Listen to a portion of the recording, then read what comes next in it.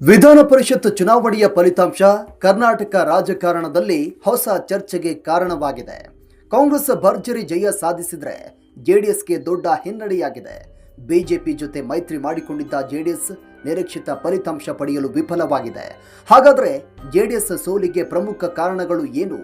ಈ ಸೋಲು BJP JDS ಮೈತ್ರಿಯ ಮೇಲೂ ಪರಿಣಾಮವನ್ನು ಬೀರುತ್ತಾ? ಎನ್ಡಿಎ ಮೈತ್ರಿಕೂಟದಲ್ಲಿ ಬೆರುಕು ಮೂಡುತ್ತಾ?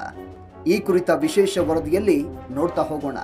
ಒಂದು ಕಾಲದಲ್ಲಿ ಹಳೆ ಮೈಸೂರು ಭಾಗದಲ್ಲಿ ನಿರ್ಣಾಯಕ ಶಕ್ತಿಯಾಗಿದ್ದ ಜೆಡಿಎಸ್ ಇದೀಗ ತನ್ನ ರಾಜಕೀಯ ಅಸ್ತಿತ್ವಕ್ಕಾಗಿ ಹೋರಾಟ ನಡೆಸ್ತಾ ಇರುವಂತಿದೆ. ವಿಧಾನ ಪರಿಷತ್ ಚುನಾವಣೆಯ ಫಲಿತಾಂಶ ಪಕ್ಷದ ಭವಿಷ್ಯದ ಬಗ್ಗೆ ಹಲವು ಪ್ರಶ್ನೆಗಳನ್ನ ಹುಟ್ಟು ಹಾಕಿದೆ. ಜೆಡಿಎಸ್ ಸೋಲಿನ ಮೊದಲ ಕಾರಣವೆಂದರೆ ಬಿಜೆಪಿ ಜೊತೆಗಿನ ಮೈತ್ರಿ ಎಂಬ ವಾದ ರಾಜಕೀಯ ವಲಯದಲ್ಲಿ ಕೇಳಿಬರ್ತಾ ಇದೆ. ಮೈತ್ರಿಯ ಬಳಿಕ ಜೆಡಿಎಸ್ನ ಸ್ವತಂತ್ರ ರಾಜಕೀಯ ಗುರುತು ದುರ್ಬಲವಾಗಿದೆ ಎನ್ನುವ ಅಭಿಪ್ರಾಯ ಪಕ್ಷದ ಕೆಲವು ಕಾರ್ಯಕರ್ತರಲ್ಲೇ ವ್ಯಕ್ತವಾಗಿದೆ. ಎರಡನೇ ಕಾರಣ ಮತಗಳ ವರ್ಗಾವಣೆ ಸಂಪೂರ್ಣವಾಗಿ ಆಗದಿರುವುದು. ಬಿಜೆಪಿ ಮತ್ತು ಜೆಡಿಎಸ್ ಕಾರ್ಯಕರ್ತರ ನಡುವೆ ನಿರೀಕ್ಷಿತ ಮಟ್ಟದ ಹೊಂದಾಣಿಕೆ ಕಂಡುಬಂದಿಲ್ಲ. ನೆಲಮಟ್ಟದಲ್ಲಿ ಮೈತ್ರಿಯ ಪರಿಣಾಮ ಸ್ಪಷ್ಟವಾಗಿ ಗೋಚರಿಸಲಿಲ್ಲ. ಮೂರನೇ ಕಾರಣ ಕಾಂಗ್ರೆಸ್ನ ಪ್ರಬಲ ರಣತಂತ್ರ. ಸ್ಥಳೀಯ ಸಂಸ್ಥೆಗಳ ಸದಸ್ಯರನ್ನ ವಿಶ್ವಾಸಕ್ಕೆ ತೆಗೆದುಕೊಳ್ಳುವಲ್ಲಿ ಕಾಂಗ್ರೆಸ್ ಯಶಸ್ವಿಯಾಯಿತು. ಆಡಳಿತ ಪಕ್ಷ ಎಂಬ ಲಾಭವು ಕಾಂಗ್ರೆಸ್ಗೆ ಸಿಕ್ಕಿತು. ನಾಲ್ಕನೇ ಕಾರಣ ಪಕ್ಷದ ಸಂಘಟನೆ ದುರ್ಬಲವಾಗಿರುವುದು. ಹಲವೆಡೆ ಸ್ಥಳೀಯ ನಾಯಕತ್ವದ ಕೊರತೆ ಹಾಗೂ ಕಾರ್ಯಕರ್ತರ ಉತ್ಸಾಹ ಕುಂದಿರುವುದು ಚುನಾವಣೆ ವೇಳೆ ಸ್ಪಷ್ಟವಾಗಿ ಗೋಚರಿಸಿತು. ಈಗ ರಾಜಕೀಯ ವಲಯದಲ್ಲಿ ಮತ್ತೊಂದು ಪ್ರಶ್ನೆ ಕೇಳಿಬರ್ತಾ ಇದೆ.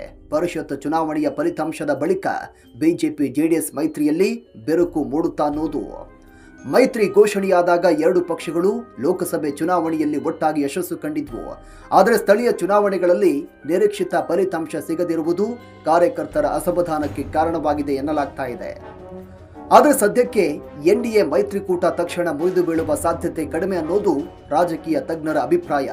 ಏಕೆಂದರೆ ರಾಜ್ಯ ಹಾಗೂ ರಾಷ್ಟ್ರೀಯ ರಾಜಕಾರಣದಲ್ಲಿ ಎರಡು ಪಕ್ಷಗಳಿಗೆ ಮೈತ್ರಿಯ ಅವಶ್ಯಕತೆ ಇನ್ನೂ ಇದೆ. ಆದರೆ ಜೆಡಿಎಸ್ ಒಳಗೆ ಆತ್ಮಾವಲೋಕನ ಆರಂಭವಾಗುವುದು ಬಹುತೇಕ ಖಚಿತ. ಪಕ್ಷ ತನ್ನ ಸ್ವತಂತ್ರ ಶಕ್ತಿ ವೃದ್ಧಿಗೆ ಒತ್ತು ನೀಡುತ್ತದೆಯೇ ಅಥವಾ ಮೈತ್ರಿಯಲ್ಲೇ ಮುಂದುವರಿಯುತ್ತಾ ಎಂಬ ಪ್ರಶ್ನೆಗೆ ಮುಂದಿನ ದಿನಗಳಲ್ಲಿ ಉತ್ತರ ಸಿಗಲಿದೆ.